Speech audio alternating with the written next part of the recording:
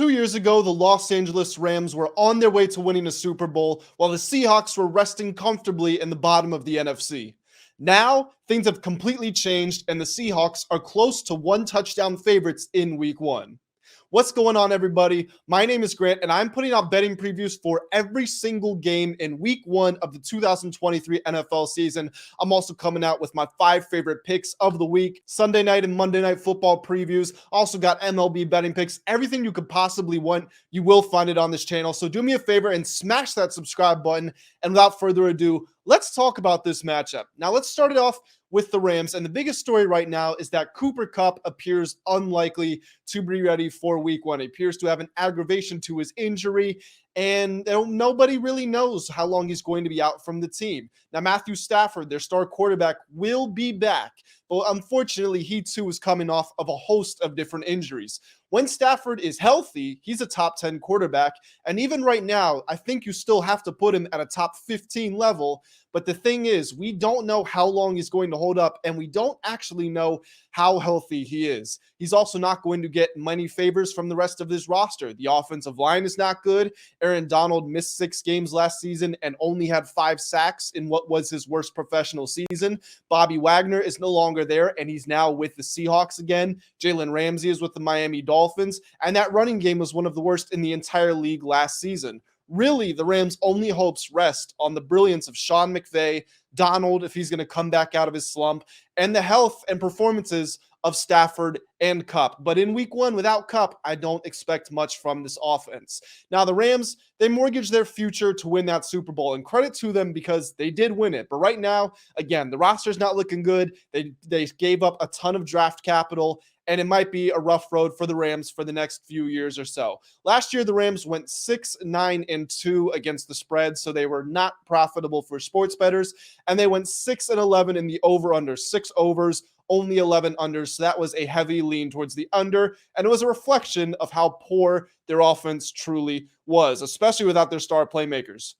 Now, if we flip this and we talk about the Seahawks, they exceeded expectations last season. Nobody had the Seahawks performing as well as they did, much less even making the playoffs. But credit to them, they did. And a large reason they were able to was because of Geno Smith. Geno was an MVP candidate for the first 2/3 of the season, tailed off towards the end, but he still won Comeback Player of the Year. Sidebar, how does Geno Smith win Comeback Player of the Year over Brian Robinson Jr., who got shot while being robbed and then came back a month later to play? I don't understand it. But that aside, it was a really impressive year for Geno, and that offense was one of the 10 best in the league, and it will be even better this time around. Not only do they have Kenneth Walker, but they drafted Zach Charbonnet, and I think, quiet as kept, they could become involved in the Jonathan Taylor sweepstakes if he really does want to trade.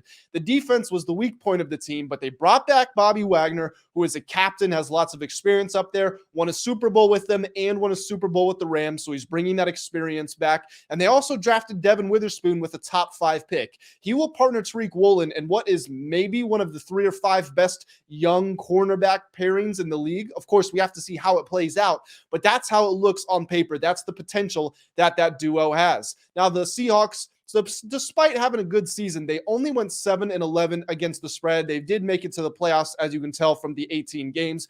Honestly, the 7-11, in my opinion, is not a fair reflection of how good of a team they were, and I'm expecting them to be better than that this season, not just with their overall record, but also their spread record. As far as the over-under, they split it at an even 9 games apiece. Their spreads were a little bit higher than most other teams because they had a strong offense, and their defense gave up a lot of points, so that is something to keep in mind. Now, the Seahawks have to be thinking that this is their chance to win the NFC West. The 49ers are still the best team on paper, but reportedly Nick Bosa and the Niners are far away from an agreement on a contract, and he will not be with the team. George Kittle, there's also a chance he doesn't play in week one, and Brock Purdy is coming off of a major surgery to his throwing elbow. I know Purdy was amazing last season. He was undefeated in games in which he started and finished healthy, but this is the thing.